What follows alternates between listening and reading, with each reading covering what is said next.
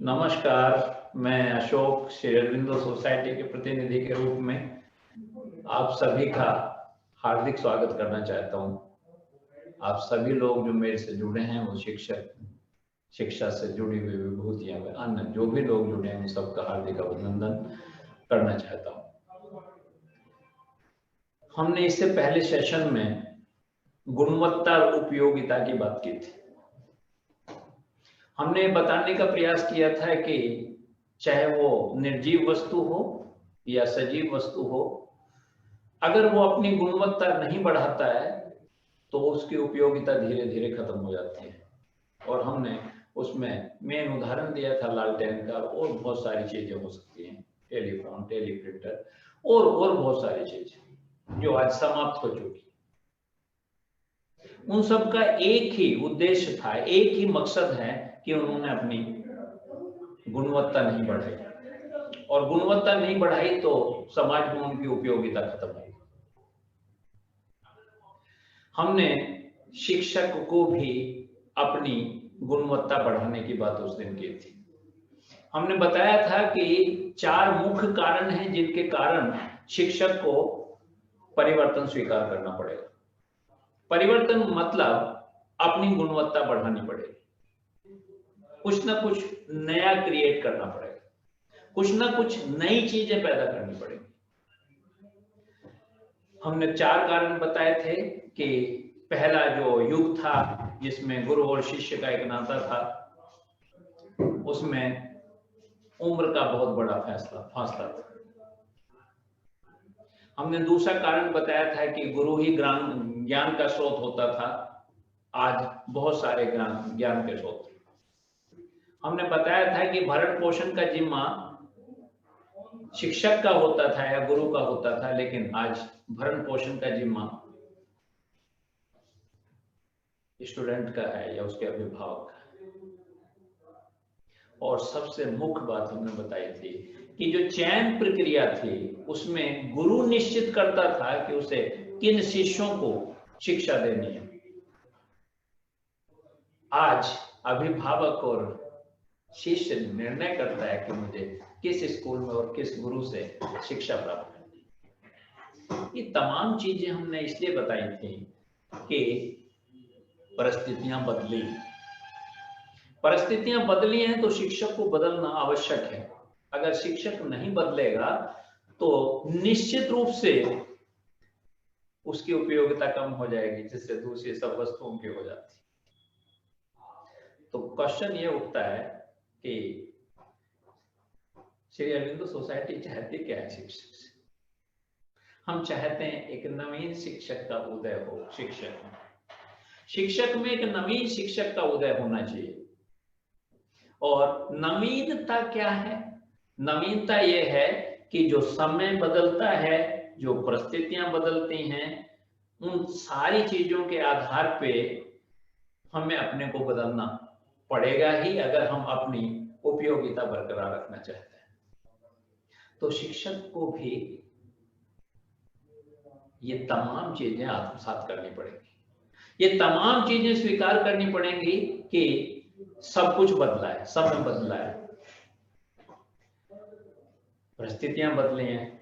जैसा हमने पिछले सेशन में जिक्र किया था कि पहले जो शिक्षा थी वो शिक्षक केंद्र में होता था और बच्चा परिधि पे होता था, लेकिन आज बच्चा केंद्र में है और शिक्षक परिधि पे है।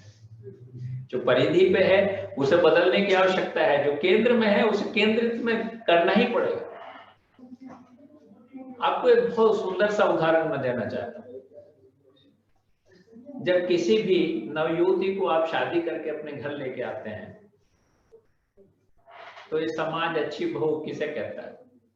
अच्छी बहू से कहता है जो नवीनता स्वीकार करती है, वहां की जैसा समय है, जैसी परिस्थितियां हैं, जैसा वातावरण है, उसके अकॉर्डिंग अपने को ढाल ले और उस ढालने के बावजूद व्यवहार करने लगे तो वो अच्छी बहू बन जाती है। ऐसे ही बहुत सारे बच्चे दूसरे स्कूल से या कम एजुकेशन का जो स्कूल था उसे पास करके जब हायर एजुकेशन में हिस्सा लेते हैं, वहां पहुंचते हैं, तो अच्छे बच्चे वही कहलाते हैं जो वहां की परिस्थितियां हैं जो वहां का सारा वातावरण है उसके अकॉर्डिंग अपने को वो बदल लें। ऐसे मैं बहुत सारे उदाहरण आपको दे सकता हूँ। अर्थात जो सफल कोई भी व्यक्ति है वो व्यक्ति है सफल जो परिस्थिति और समय के साथ अपने को बदल ले। तो अच्छा शिक्षक या नवीन शिक्षक भी वही होगा ना जो परिस्थितियों के और समय के अकॉर्डिंग अपने को बदल ले। अगर आप ये सब स्वीकार करते हैं कि हाँ बात तो आप सही कह रहे हैं, तो फिर मैं एक छोटी सी बात आपको कहना चाहता हूँ। जब हम रूबरू होके सेशन लेते हैं तो हम शिक्षकों से एक क्वेश्चन करते हैं, हम शिक्षकों से एक जिज्ञासा अपनी बताते हैं। हम पूछते हैं शिक्षकों से कि हे गुरुजनों, हमें ये बताओ कि अगर आपको एक स्टूडेंट मिले और स्टूडेंट मिले तो आप उस स्टूडेंट में क्या क्या गुण चाहते हो। और हम पेन और कॉपी लेके बैठ जाते हैं, शिक्षक बताना शुरू करते हैं और आप यकीन मानिए इतनी लंबी फहरिस्त हो जाती है कि 25 से 30 गुण शिक्षक अपने उस शिष्य में चाहता है जो शिष्य उसके पास आना चाहते हैं। और जब हम समाप्त हो जाता है वो कि भाई इतने ही गुण चाहिए कि हाँ सर अब तो ये तो बहुत गुण हो गए, ये सारे गुण अगर शिष्य में हैं तो निश्चित रूप से एक आदर्श शिष्य हमें मिल जाएगा और उसे हम आदर्श नागरिक बना करेंगे। तो हम सहज से और सहज भाव से उनसे पूछते हैं कि उस बच्चे की उम्र क्या है, जिस बच्चे से आप इतनी अपेक्षा रखते हैं उस बच्चे की उम्र क्या है। तो शिक्षक बताता है यही सर 14-15 साल होगी या 10-12 साल। तो हम शिक्षक से क्वेश्चन करते हैं, सर आप जो हमारे सामने बैठे हैं उन सबकी एवरेज एज क्या होगी। तो आंसर आता है कि करीब 30-35। तो हमारा एक क्वेश्चन होता है कि 15 साल के बच्चे से जो आपकी अपेक्षाएं हैं वो 30 गुणों की हैं। आप उस 15 साल के बच्चे से 30 गुण चाहते हैं कि हमें एक ऐसा शिष्य मिले जिसमें ये 30 गुण हो, जिसकी उम्र 15 साल है। आपकी एवरेज उम्र तो 30 से 35 साल है। तो ये समाज, ये गवर्नमेंट, ये मैनेजमेंट सब आप लोगों से कितने गुणों की आशा रखी।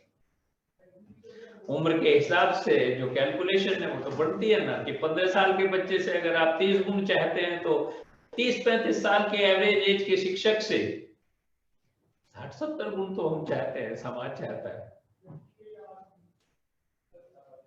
और शिक्षक मुस्कुरा के रह जाता है, बस फंसा सा महसूस करता है। उसी ने तो लिखवाए हैं 30 गुण अपने शिष्य, उसी की तो अपेक्षा है कि मेरे शिष्य में जो है 30 गुण होने चाहिए।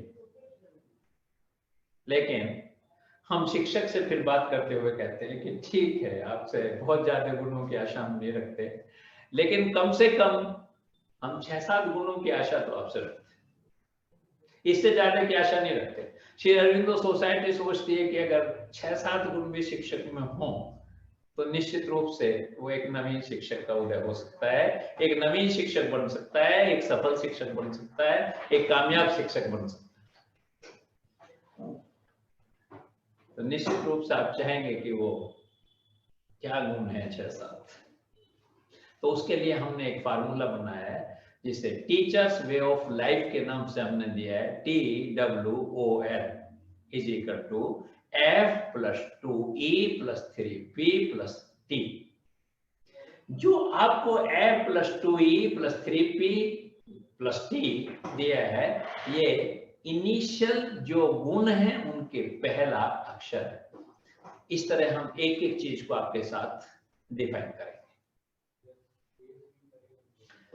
सबसे पहला हमने कहा कि TWOL is equal to F+2E+3P+T। F क्या है? F है फ्रेंडलीनेस, मित्रवत व्यवहार। हम यहां एक बात बहुत क्लियर कर देना चाहते हैं, हम क्लियर कर देना चाहते हैं कि शिक्षक से हम मित्रवत व्यवहार की आशा रखते हैं, मित्रता की नहीं। हम नहीं चाहते कि वो अपने स्टूडेंट से, अपने शिष्य से, अपने शिक्षार्थी से मित्रता रखे। हम चाहते हैं कि वो मित्रवत व्यवहार। मित्रता और मित्रवत व्यवहार में क्या अंतर है वो भी हम आपको थोड़ा सा क्लियर कर देना चाहते हैं। सपोज आप सिगरेट पीते हैं और आपको पता चल गया कि ये बच्चा भी सिगरेट पीता है। मित्रवत व्यवहार है, अगर आप करना चाहते हैं और आप है मित्रवत व्यवहार है, तो उसके कंधे पे हाथ रख के कह सकते हैं ना कि सोनू एक सिगरेट निकालना। क्या आप स्टूडेंट से इस तरह के व्यवहार की बात स्वीकारेंगे? कभी नहीं स्वीकारेंगे। तो फिर मित्रवत व्यवहार क्या है? मित्रता नहीं, बल्कि मित्रवत व्यवहार ये है कि मित्रवत व्यवहार में आप स्टूडेंट को इतना स्पेस दें ताकि वो अपनी समस्याओं को निर्भीक और निसंकोच आपके सामने रख सके। अगर वो अपनी कोई भी समस्या, चाहे वो क्लास की समस्या है, चाहे उसकी कोई व्यक्तिगत समस्या है या किसी अन्य प्रकार की समस्या है, उसे अगर निसंकोच रूप से, निर्भीक रूप से शिक्षक के सामने रख सकता है और उसे आप वो स्पेस दे रहे हैं, वो साहस दे रहे हैं, उसे स्वतंत्रता दे रहे हैं, तो निश्चित रूप से आप मित्रवत व्यवहार उसके साथ कर रहे हैं। हम साथ साथ शिक्षक की बात नहीं कर रहे, हम तो अभिभावक का जब सेशन लेते हैं तो उसमें भी ये बात करते हैं कि अभिभावक को भी अपने बच्चों के साथ मित्रवत व्यवहार रखना चाहिए। अगर आप चाहते हैं कि बच्चे का सर्वांगीण विकास हो, तो मित्रवत व्यवहार का अर्थ यह है कि शिक्षक अपने स्टूडेंट्स को, अपने विद्यार्थियों को इतनी स्वतंत्रता दे कि बच्चा निर्भीक और निसंकोच अपनी समस्या शिक्षक के सामने रख सके। हम ऐसे व्यवहार की आशा रखते हैं, ऐसा व्यवहार शिक्षक में होना चाहिए। दूसरी बात थी 2E। ई से क्या है? ई से है एक्सपर्टाइज और ई से है एम्पैथी, विशेषज्ञ। आप डिफरेंट सब्जेक्ट्स के टीचर होते हैं। आपने देखा होगा कि आपके स्कूल में अगर कोई अपने सब्जेक्ट में माहिर है, अपने सब्जेक्ट में उसकी पूरी पकड़ है, अपने सब्जेक्ट का कोई भी क्वेश्चन, कोई भी संदेह अगर बच्चे के मन में उठता है, कोई भी जिज्ञासा उसके मन में उठती है और शिक्षक उसे अच्छे से एक्सप्लेन कर देता है, शिक्षक उसे संतुष्ट कर देता है, तो तमाम स्टूडेंट्स उसका सम्मान करने लगते हैं और आपको भी एक संतुष्टि महसूस होती है। आपको भी लगता है कि जैसे मैंने अपने विषय में मेरी जो पकड़ है उसके अकॉर्डिंग मैंने इस बच्चे की जिज्ञासा को शांत किया है। एक आत्म सेटिस्फैक्शन भी आपका होता है।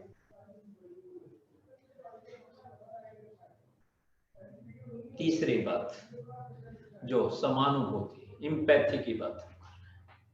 एम्पैथी पे हमारा पूरा एक सेशन है, कंप्लीट सेशन, जिस पे हम अपने सेशन में विस्तृत रूप से उस पे चर्चा करेंगे। हाँ, इतनी सी बात मैं बता दूं कि किसी भी शिक्षक को अपने स्टूडेंट से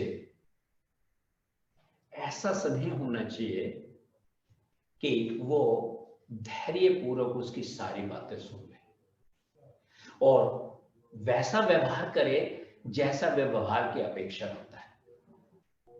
बाकी हम इस शब्द पे पूरा एक सेशन आपके साथ करेंगे, बहुत विस्तृत रूप से आपके साथ चर्चा करेंगे, जिसमें संवेदनाओं से लेके और एम्पैथी तक तमाम यात्रा आपसे हम कराएंगे।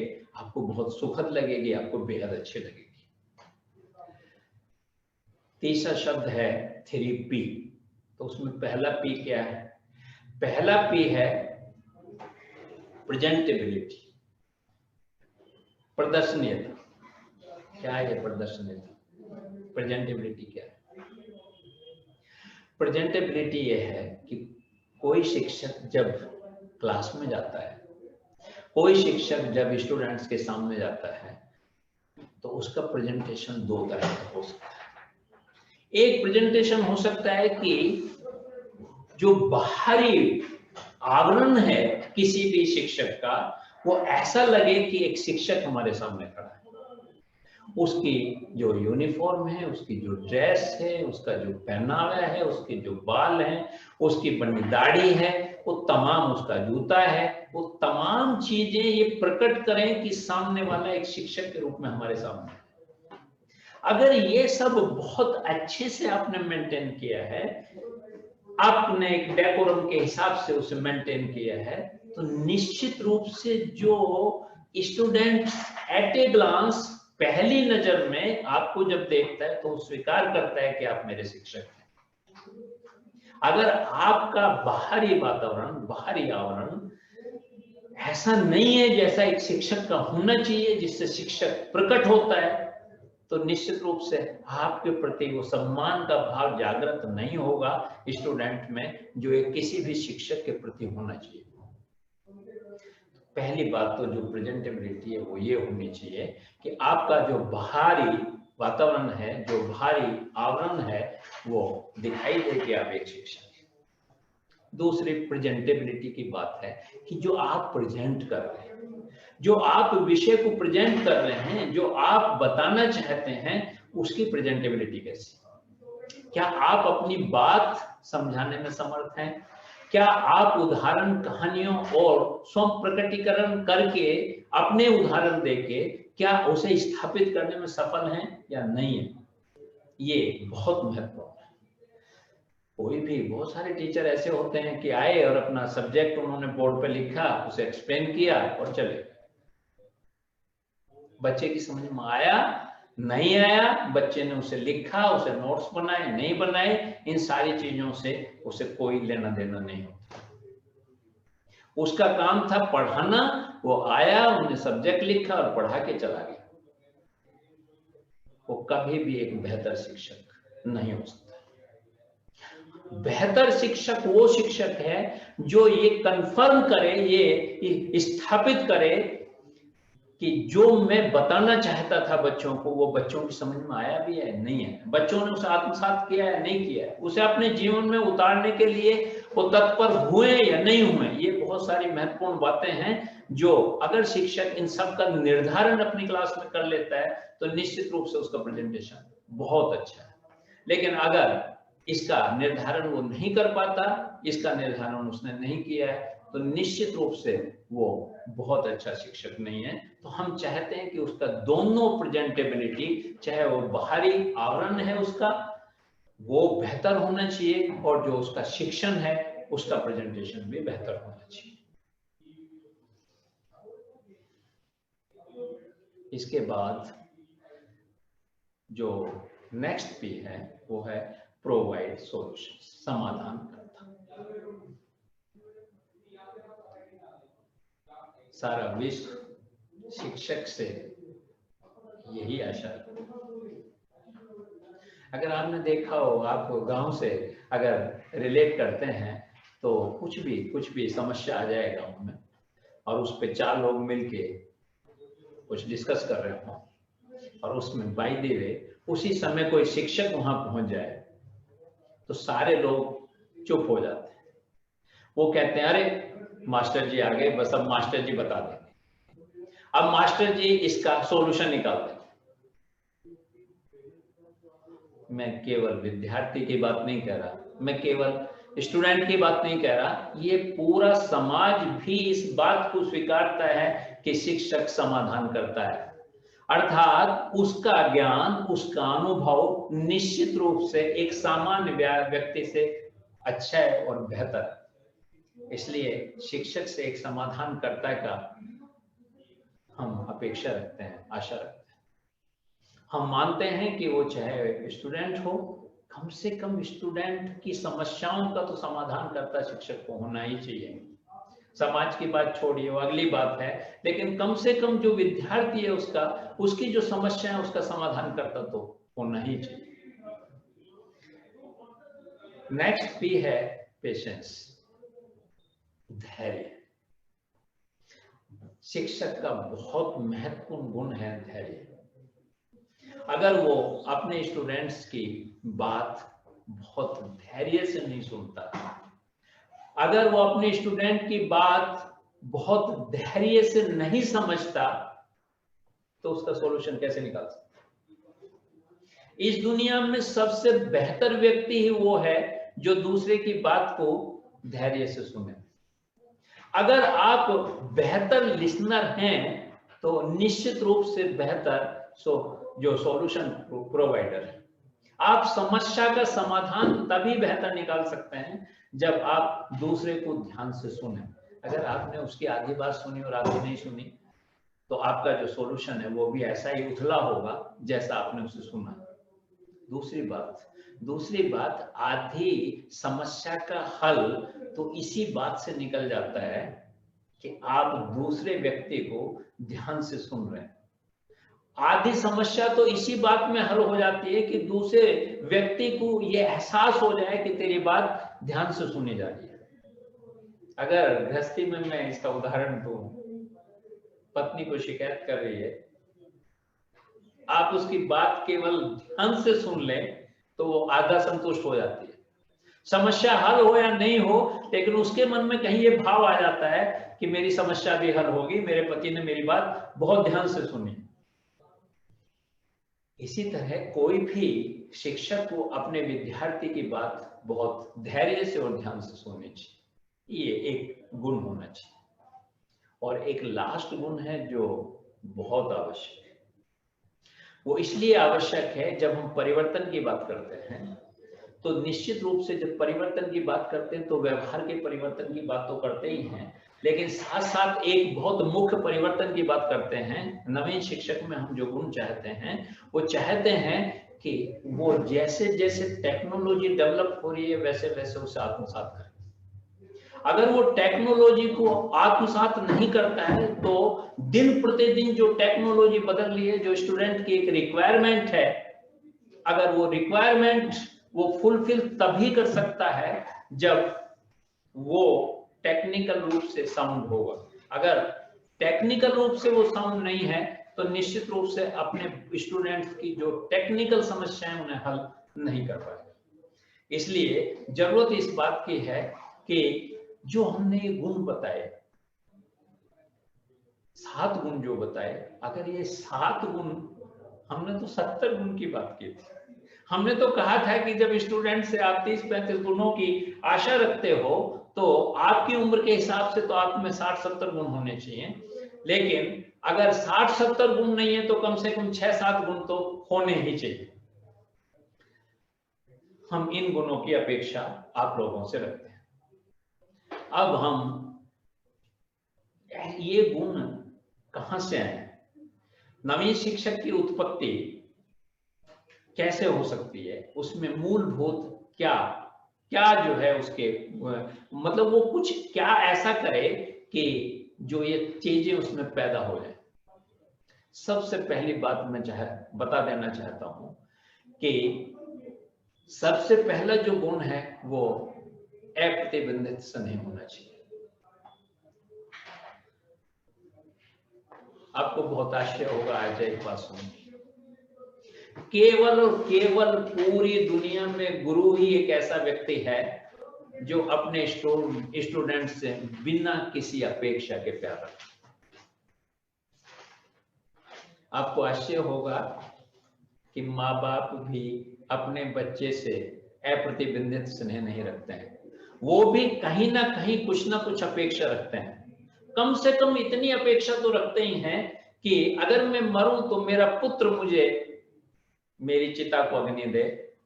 शायद हिंदू धर्म में ऐसा बता दिया गया है कि अगर बच्चा ही वो मुखाग्नि देगा, अगर बच्चा ही चिता को अग्नि देगा तो निश्चित रूप से जो है वो स्वर्ग जाएगा। तो वो इतनी आशा तो रखता है। इसलिए बहुत सारे अभिभावकों का दर्द है कि मेरा बच्चा अमेरिका में है, मैं मर गया तो कम से कम वो अग्नि भी दे पाएगा, नहीं दे पाएगा। कोविड की बात छोड़ दीजिए, कोविड में तो समीकरण बदल गए हैं।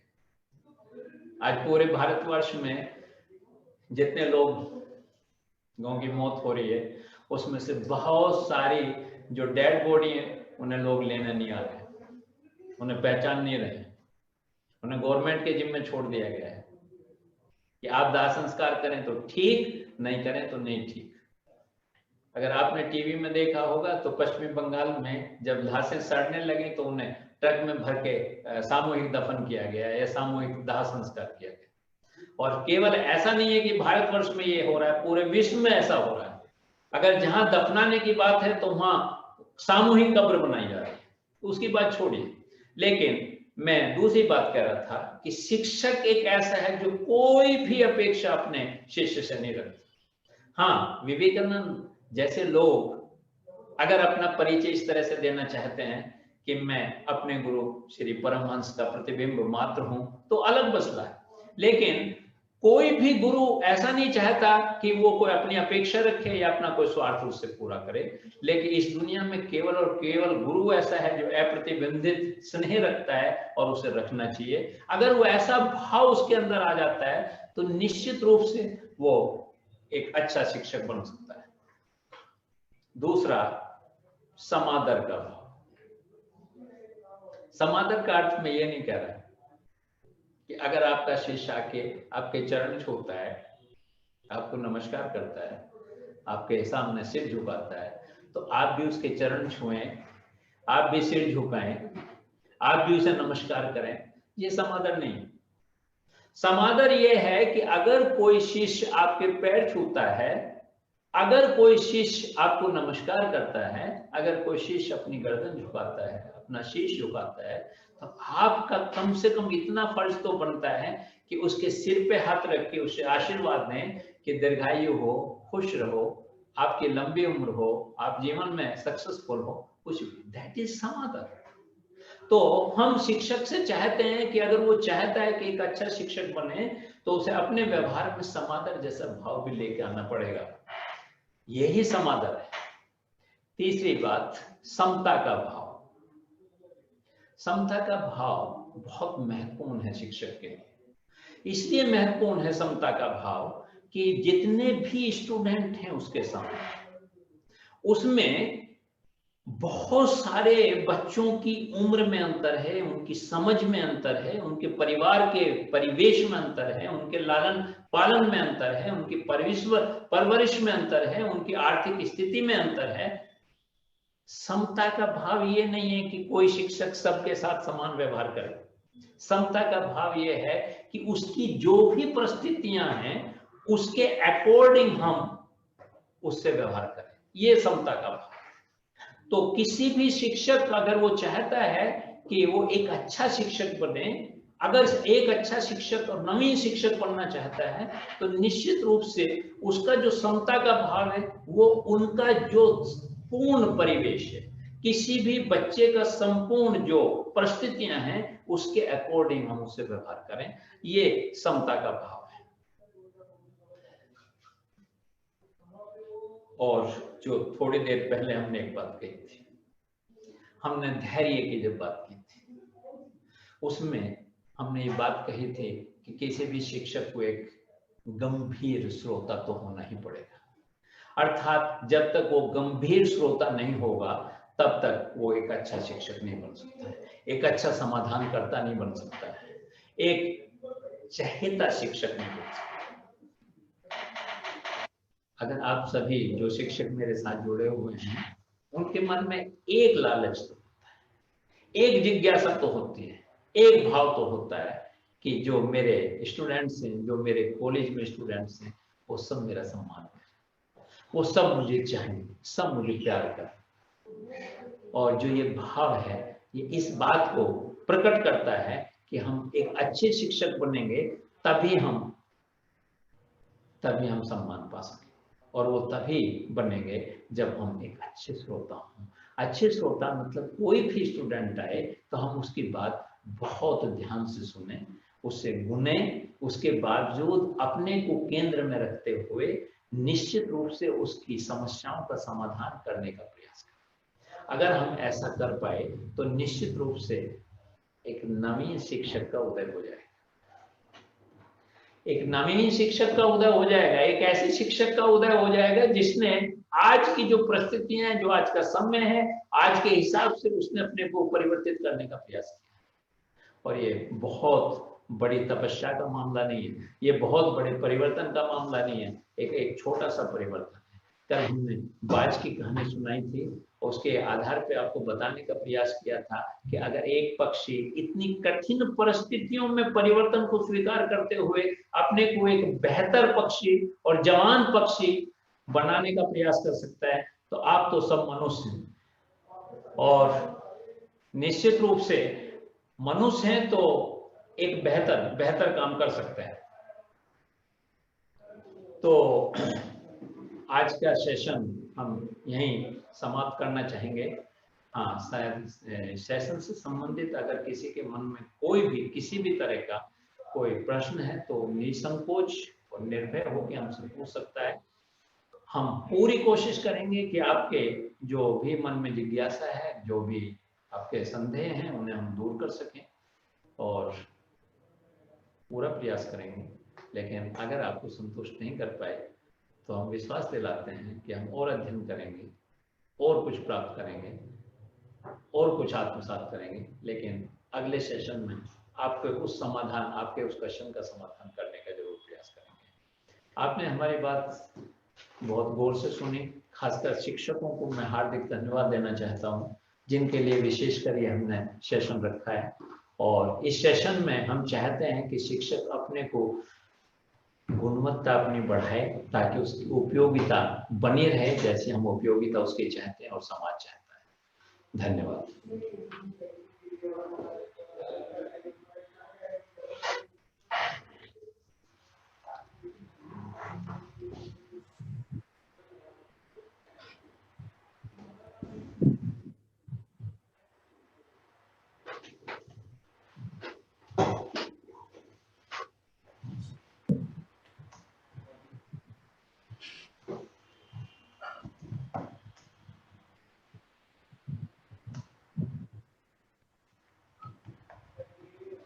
सर एक क्वेश्चन आ रहा है प्रवीण जी का। सर क्या मुझे आपका नंबर मिल सकता है? फोन नंबर किसका है? प्रवीण जी है। प्रवीण जी, आपका क्वेश्चन आया है, आपने लिखा है कि क्या मेरा फोन नंबर मिल सकता है। हाँ, निश्चित रूप से आपको मेरा फोन नंबर मिल सकता है, लेकिन आपसे एक निवेदन है कि जो समय है मेरा अपने ट्रेनर्स या उन अनजान लोगों से जिनका नंबर मेरे पास फीड नहीं होता, वो 9 से 10 बजे का है। तो आपको नंबर अवश्य मिलेगा, आप नोट कर सकते हैं। लेकिन मेरा निवेदन है कि अगर आपको रिंग करना है, मेरे से कुछ बातचीत करनी है, तो समय 9 से शुरू होता है। वो 10 भी हो सकता है, 10:30 भी हो सकता है, उसमें कोई दिक्कत नहीं है। लेकिन 9 बजे से पहले मेरे पास और बहुत ज़्यादा काम होते हैं और बहुत सारा शेड्यूल बिजी होता है, तो मैं फ़ोन नहीं उठा पाता हूँ। मेरा नंबर है 997 111 9487। एक बार मैं फिर रिपीट कर देता हूँ, 997 111 9487।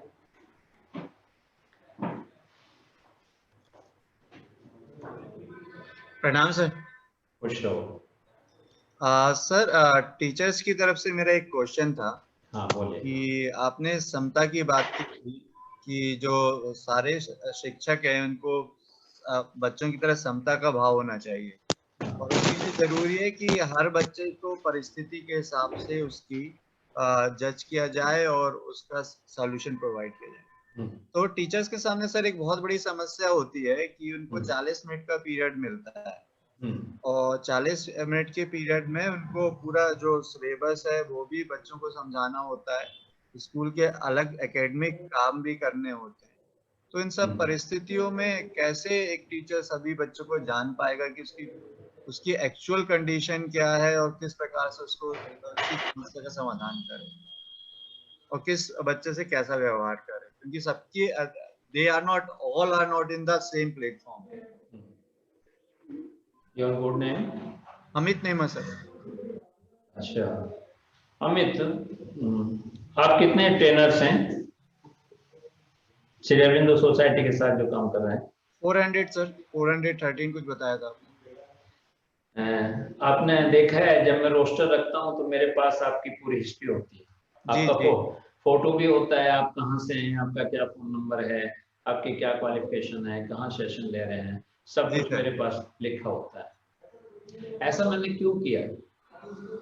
मैंने इसलिए किया कि जब मैं अमित नेमा से बात करूं तो मुझे उसका पूरा डिटेल मेरे सामने होना चाहिए।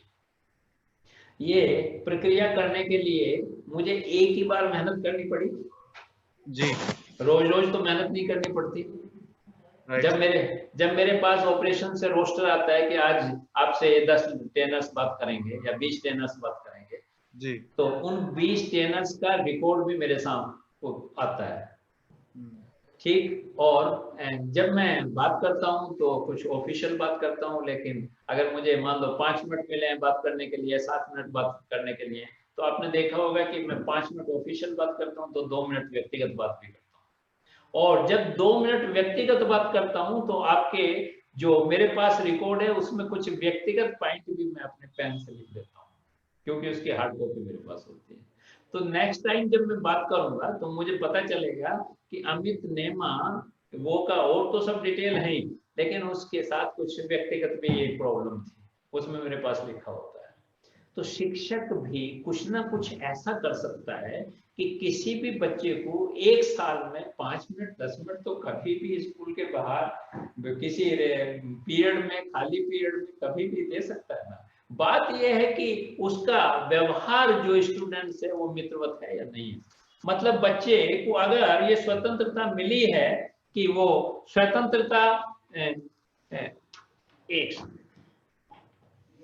अगर उसे ये स्वतंत्रता मिली है कि वो अपनी बात शिक्षक से निर्भीक होके, निसंकोच होके कह सकता है, तो मैं समझता हूँ कि शिक्षक को सारे स्टूडेंट्स की परिस्थितियों के में जानने में कोई बहुत ज्यादा दिक्कत नहीं। एक बार का प्रयास है, लेकिन सारे स्टूडेंट्स के बारे में वो इनिशियल स्टेज पर निश्चित रूप से वो जान सकते। मैंने अपना उदाहरण इसलिए दिया है कि मैं अगर 400 ट्रेनर्स को मेंटेन कर सकता हूं और उनके बारे में कुछ जान सकता हूं, तो एक शिक्षक अपने 40 स्टूडेंट और 40 मिनट के पीरियड में भी जान सकता है। मैं भी 40 मिनट से ज्यादा कहाँ देता हूँ। 9 बजे अगर शुरू करता हूँ तो 10, सवा 10, साढ़े 10 बजे तक सेशन खत्म कर देता हूँ, अपना रोस्टर खत्म कर देता हूँ।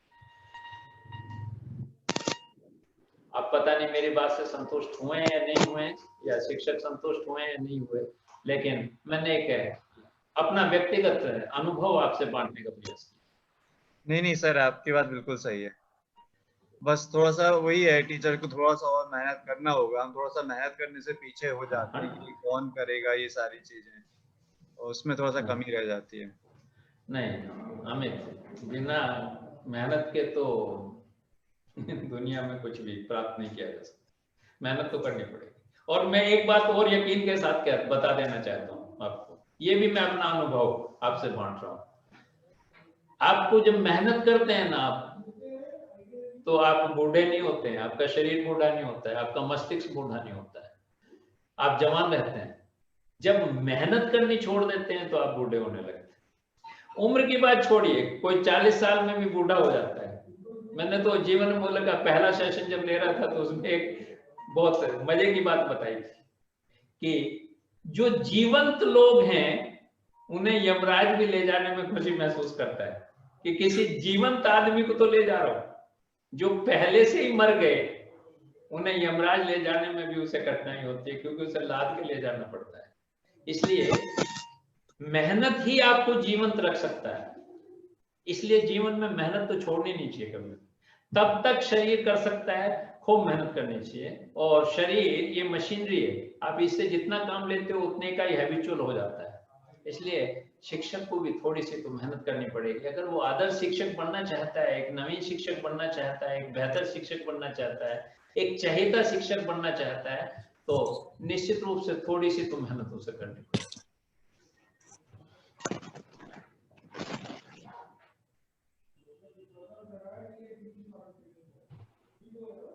और किसी का कोई क्वेश्चन हो तो पूछिए।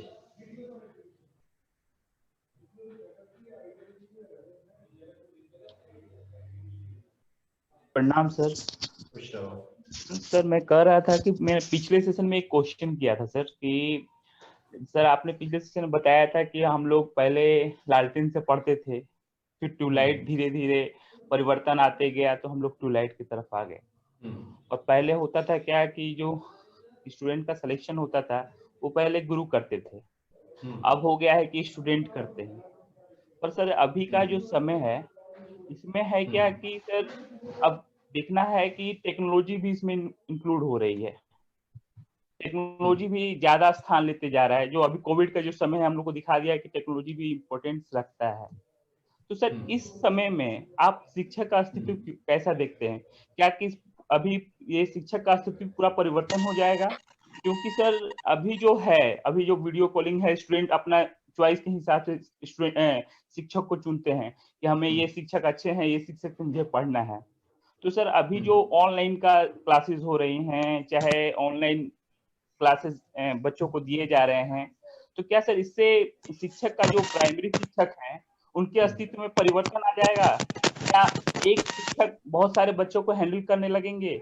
क्या होगा सर? ये शिक्षक का जो हम पहले होता था कि आप बच्चों को सिखाते थे, टीचर क्लास में बच्चों को सिखाते थे जो प्राइमरी लेवल के बच्चे थे, पर अब क्या होने वाला है सर कि इसमें डिजिटलाइजेशन भी इंक्लूड होने वाला है। तो सर आप कहाँ देखते हैं शिक्षक का अस्तित्व? सर देखो रमेश, पहली बात तो सदैव दिन एक से नहीं रहते। ये कोविड का जो मसला है वो निश्चित रूप से 2-4 महीने में खत्म हो जाएगा और फिर शिक्षक और स्टूडेंट रूबरू अध्यापन और अध्ययन करेंगे।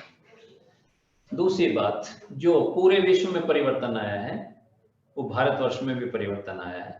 आज हम भी जब आमने सामने ट्रेनिंग करते थे तो एक अलग मजा आता था, एक अलग उत्साह होता था, शिक्षकों से एक अच्छा सा बॉन्डिंग बनती थी। और आज ऑनलाइन कर रहे हैं तो थोड़ा सा अभी ऐसा लगता है कि जैसे एक औपचारिकता कर रहे हो। लेकिन समय की मांग के अनुसार अगर मनुष्य अपने को बदलेगा नहीं, और मनुष्य की बात नहीं, एक शिक्षक भी नहीं बदलेगा, तो उसके अस्तित्व को खतरा हो जाएगा। अगर कोई भी आज शिक्षक कहता है कि मैं ऑनलाइन क्लासेस नहीं दे सकता, जैसे उत्तर प्रदेश में जितने भी हाई स्कूल से ऊपर के जितने भी स्कूल्स हैं उन सारे टीचर्स को, उन सारे लेक्चरर्स को ये आदेश और निर्देश दिए गए गवर्नमेंट की तरफ से कि वो जो अपने सेशंस हैं वो ऑनलाइन करेंगे और स्टूडेंट अपने घर में बैठ के पढ़ेंगे। हाँ, उससे कम क्लासेस के लिए दूसरा दिक्कत हो सकती है, लेकिन वो सारे उन लेक्चरर्स से ये आशा रखी जाती है कि उनके पास फोन ठीक होगा, उनके पास लैपटॉप भी होगा, और जो उन्हें सुनने वाले बच्चे हैं उनके पास भी जनरली फोन होंगे या लैपटॉप होंगे या कुछ ना कुछ साधन होगा। अन्यथा वो कंबाइंड हो गए, अगर समय निश्चित है तो किसी मित्र के घर जाके भी क्लास ले सकता है। ये वक्त के साथ, समय के और परिस्थितियों के साथ अगर बाय द वे हम नहीं बदलते हैं तो जो हमने कल बात कही थी कि गुणवत्ता अगर नहीं बढ़ाएंगे तो उपयोगिता खत्म हो जाएगी। जो शिक्षक के अस्तित्व का क्वेश्चन किया आपने कि शिक्षक का अस्तित्व क्या होगा, वो शिक्षक का अस्तित्व तो सदैव बरकरार रहेगा, चाहे वो ऑनलाइन हो चाहे वो आमने सामने की क्लासेज हो। शिक्षक का अस्तित्व रहेगा ही, उसमें कोई परिवर्तन नहीं आएगा। हाँ, निश्चित रूप से जो टेक्नोलॉजी है, जो आज भी हमने बात की, हमने लास्ट पॉइंट बताया था कि किसी भी नवीन शिक्षक के लिए कुछ गुणों की आवश्यकता है, जिसमें लास्ट का जो गुण बताया था वो तकनीक का ही बताया था, टेक्नोलॉजी का ही बताया था कि उसे टेक्नोलॉजी तो सीखनी पड़ेगी।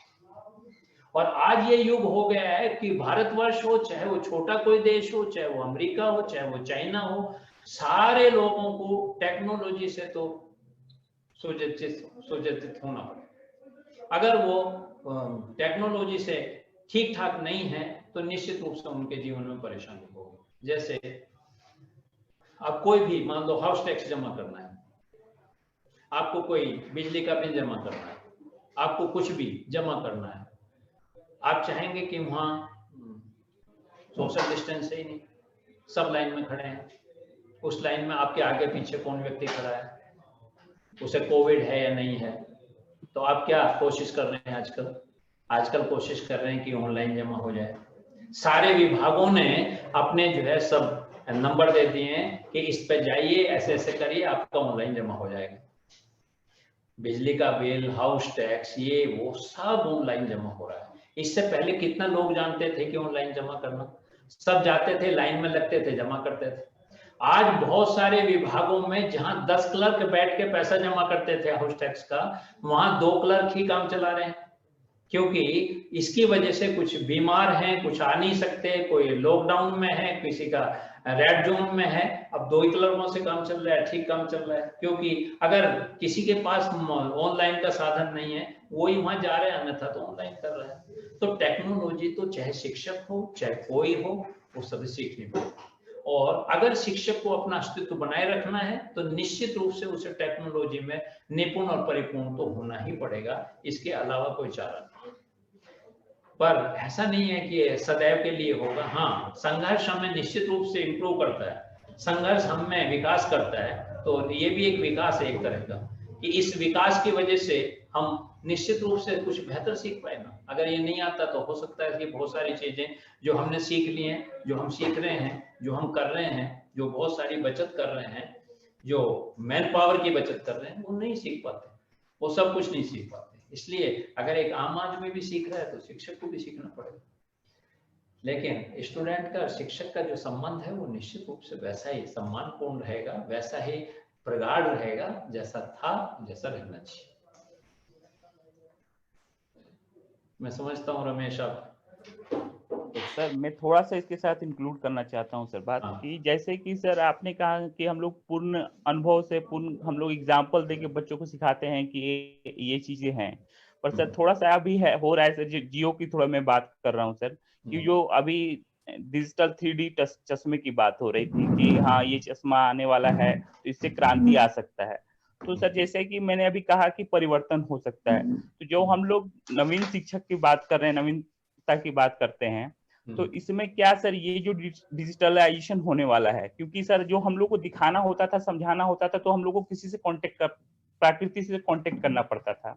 पर सर ये जो अभी होने वाला है, हमने यदि अच्छा होता है इसमें, तो क्या सर ये चीजें जो टेक्नोलॉजी में हो रही हैं, तो शिक्षक को प्राकृतिक से नहीं जुड़ना पड़ेगा, वो डायरेक्ट ही विजुअलाइजेशन करा सकते हैं स्टूडेंट को? इससे क्या परिवर्तन होने वाला है, इसके बारे में मैं सर थोड़ा बात कर रहा था।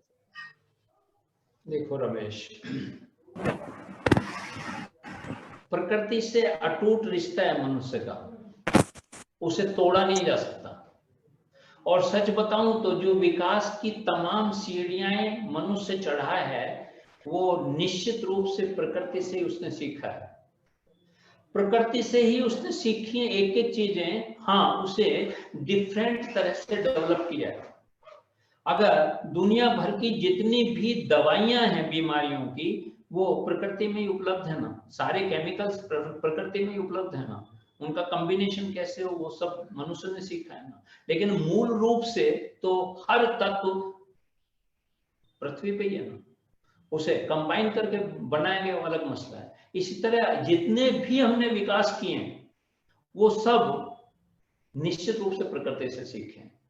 अब जो आप 3D चश्मे की बात कर रहे हैं और एक लेटेस्ट टेक्नोलॉजी की बात कर रहे हैं, ये हमें सहायक बनेगा मनुष्य के विकास में।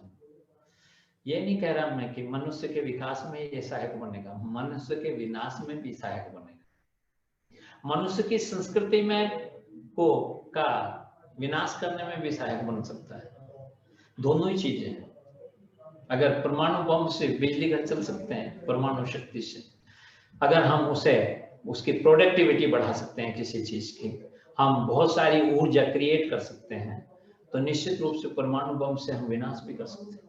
ये तो मनुष्य की प्रकृति और प्रवृत्ति है कि वो उस जो प्रकृति ने उसे जो दिया है उसे कैसे यूज करना चाहता है और किस रूप में यूज करना चाहता है। तो टेक्नोलॉजी से लैस होना कोई बुरी बात नहीं है।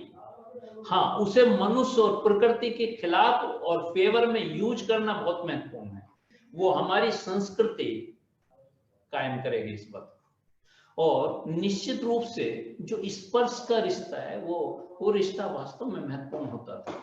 एक शिक्षक से बच्चे का जो स्पर्श होता था, जो आई कांटेक्ट होता था, जो बॉडी लैंग्वेज एक दूसरे की मिलती थी, वो जानता था, वो निश्चित रूप से कुछ बेहतर करने में सहायक था, इसमें कोई शक नहीं। उसमें निश्चित रूप से कुछ कमी आएगी। उसमें कमी आएगी जब हम ऑनलाइन क्लास करेंगे। तो हम भी महसूस कर रहे हैं ना, आज आप हमारे सामने हैं, आपकी शक्ल हम देख रहे हैं, आपके क्वेश्चन का आंसर कर रहे हैं, लेकिन आमने सामने जो एक बात होती है उसमें निश्चित रूप से कुछ कमी आई है। लेकिन एक मैं विश्वास दिलाना चाहता हूँ, अगर बाई दी वे ऐसी संस्कृति का हमें फॉलो करना पड़ा, ऐसी ही संस्कृति में जीना पड़ा, तो निश्चित रूप से जो आमने सामने चीजें क्रिएट होती थी वो ऐसे भी क्रिएट होने लगेंगी, वो डेवलपमेंट शुरू हो जाएगा। हम वैसे ही संवेदनाओं को महसूस करने लगेंगे, हम वैसे ही। अब शुरू में जब फोन करते थे तो 3 रुपए प्रति मिनट होता था, 7 रुपए प्रति मिनट भी होता था शुरू में, तो एक बहुत छोटी सी बात करके हम बंद कर देते थे। 2 मिनट 1 मिनट होगी, वो जो है जिसके यहाँ फोन करने जाते थे ना, जब हमारा 1 मिनट पूरा हो जाता था तो एक इशारा करता था कि आपका 1 मिनट पूरा हो गया, आपका 3 मिनट पूरा हो गया। तो हम अपनी बात संक्षिप्त रूप से एक दूसरे तक पहुंचाने का प्रयास करते थे, लेकिन वार्तालाप तो तब भी होता था ना। अब फ्री हो गया है बात करना, तो अब हम 1-1 घंटे तक बात करते हैं, लेकिन संबंध ऐसा तो नहीं था वो 3 मिनट में भी खत्म हो गए थे। 3 मिनट में भी संबंध थे, 7 मिनट में भी, और आधे घंटे में भी वही संबंध है। तो निश्चित रूप से जैसी परिस्थितियां होती हैं वैसा मनुष्य जो है अपने को एडजस्टमेंट करता है। तो जो आप बात कह रहे हैं, जो टेक्नोलॉजी है वो निश्चित रूप से जो है हमें बेहतर से बेहतर चीजें सिखाती है। हाँ, हमारे ऊपर है कि हम उसे किस तरह से यूज करते हैं। तो मैं ये आशा रखता हूं कि जो शिक्षण ऑनलाइन जो हो रहा है उसका निश्चित रूप से कुछ दिनों में आदत पड़ जाएगी। मैंने अपने घर में, मेरी छोटी छोटी पोतियां हैं 3.5 साल और 7 साल की, तो शुरू में मुझे भी लगता था कि बच्चियां जो है वो कैसे सीखेंगी ऑनलाइन जो है, लेकिन अब उन्होंने उसे टेक्नोलॉजी को डेवलप कर लिया। जो शिक्षक आ रही है उसे वो किसी तरह से एडजस्टमेंट करके टीवी पे एडजस्टमेंट कर देते हैं कि ताकि शिक्षिका का पूरा चित्र दिखाई दे, उसकी सारी एक्टिविटी दिखाई दे, और बच्चा एंजॉय कर रहा है। वो ऐसा महसूस कर रहा है जैसे सामने शिक्षिका जिस तरह उसे क्लास में पढ़ाती है वैसे उसे टीवी पे पढ़ा रही है। उसे होमवर्क भी दिया जाता है, वो होमवर्क भी करते हैं, वो अपना होमवर्क करके उसे दिखा भी देते हैं कि देखो मैम मैंने ये होमवर्क किया है। तो धीरे धीरे जो टेक्नोलॉजी है हमें उसे वो हमें थोड़ा सा इजी बनाएगी, डेवलपमेंट होगा, और इस बात की ज्यादा चिंता की आवश्यकता नहीं है। जैसे जैसे परिस्थितियां बदलती हैं ना, वैसे वैसे सब कुछ बदलता है, वैसे वैसे सब एडजस्टमेंट करते हैं और हम बेहतर रिजल्ट मिल जाते हैं। Thank you sir. सर मेरा एक क्वेश्चन था। हाँ बोलिए। सर जो आपने अभी आखिरी में टेक्नोलॉजी के ऊपर बात की, उसी से जोड़ा है थोड़ा। हाँ। और पेरेंटिंग के ऊपर है। मेरा बेटा है 6 साल का है, तो अभी जब से फरवरी उसका लास्ट था, उसके बाद एग्जाम खत्म हुआ तो उसके बाद उसने पढ़ाई नहीं की अभी। तो वो मतलब पढ़ाई नहीं कर रहा है, और इवन स्कूल से ऑनलाइन क्लासेस चल रही है, अभी व्हाट्सएप ग्रुप वगैरह की बना के चल रही है, लेकिन as they are not activity based, so I'm not interested to get in touch with that. तो ये थोड़ा सा मेरा कंसर्न है कि मतलब एक्टिविटी बेस्ड नहीं होता, वो उसे पढ़ा देते हैं, बता देते हैं, और उसके बाद बच्चे को होमवर्क करके बस देना पड़ता है, तो उसमें सीख नहीं रहा है। मैं चाहता हूँ कुछ ऐसा हो कि वो एक्टिविटी बेस्ड हो, तो मतलब वो तो फॉर्मेलिटी हो रही है स्कूल की तरफ से कि हाँ भाई सिलेबस खत्म कर रहे हैं, सिखा रहे हैं, बट उसमें वो सीख क्या रहा है, ये मेरे तो उसके कारण मैं उसको उसमें डाल नहीं पा रहा हूँ। वो पढ़ भी नहीं रहा है इस समय, तो थोड़ा सा हम लोग बहुत परेशान है दोनों लोग। आपकी भूमिका, पेरेंटिंग की बात कर रहे हो, अभिभावक की बात कर रहे हो, आपकी भूमिका क्या है? आप उसे क्या सहयोग कर रहे हो? शिक्षक अगर उसे पढ़ा रहा है ऑनलाइन और उसकी समझ में नहीं आ रहा है, उसका इंटरेस्ट नहीं आ रहा है, इसलिए वो इंटरेस्ट नहीं दिखा रहा है, तो आपका यही तो फर्ज बनता है कि आप किसी तरह से उस बच्चे में वो इंटरेस्ट क्रिएट करें।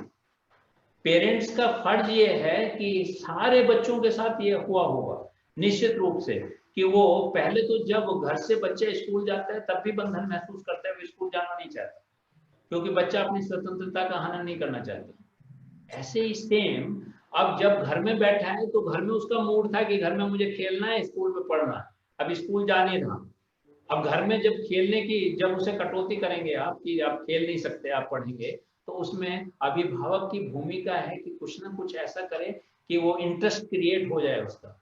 जैसे मैंने अभी उदाहरण दिया कि कुछ ना कुछ ऐसा कर दिया गया है कि टीवी पे शिक्षक का पूरा चित्र आ जाता है, तो आप कुछ ना कुछ ऐसा सहयोग करें बच्चे के साथ ताकि उसका इंटरेस्ट क्रिएट हो सके। तो अभिभावक की जो भूमिका है वो आप नहीं निभा रहे हैं। शिक्षक तो तमाम बच्चों के साथ अपनी भूमिका निभाने का प्रयास कर रहा है, औपचारिकता नहीं कर रहा है, उसकी मजबूरी है। लेकिन जो जो एक अभिभावक की भूमिका होनी चाहिए उसमें कहीं ना कहीं आप कमी है उसकी, उसे ढूंढेंगे तो आपको निश्चित रूप से मिलेगा। वैसे पेरेंटिंग के ऊपर मोस्ट प्रोबेबली हम बहुत जल्दी सेशन शुरू कर रहे हैं। इट में भी कि आज 3 बजे ही आपका एक सेशन शुरू हो, 3 बजे पेरेंटिंग पे, जिसे संतोष मैम लेंगी। आप अगर इस तरह का कोई क्वेश्चन है तो आप उनसे भी पूछ सकते हैं। मेरा समय पूरा हो गया है, तो सामने से इशारा आ रहा है कि मैं अपने सेशन का समाप्ति करूं। मैं हृदय से सभी लोगों का जो आज हमारे साथ जुड़े थे उनका हार्दिक धन्यवाद करना चाहता हूं कि उन्होंने मुझे सुना, धैर्य से सुना, एक अच्छा श्रोता के रूप में सुना। आपके जो क्वेश्चन थे निश्चित रूप से वो सार्थक थे। मैंने पूरी कोशिश की कि मैं अपने ज्ञान के अकॉर्डिंग उन्हें सही से उनका सॉल्यूशन दे सकूं। आप सभी लोग जो जुड़े हैं, आखिर में एक बार मैं फिर हृदय से उनका धन्यवाद करना चाहता हूँ। धन्यवाद।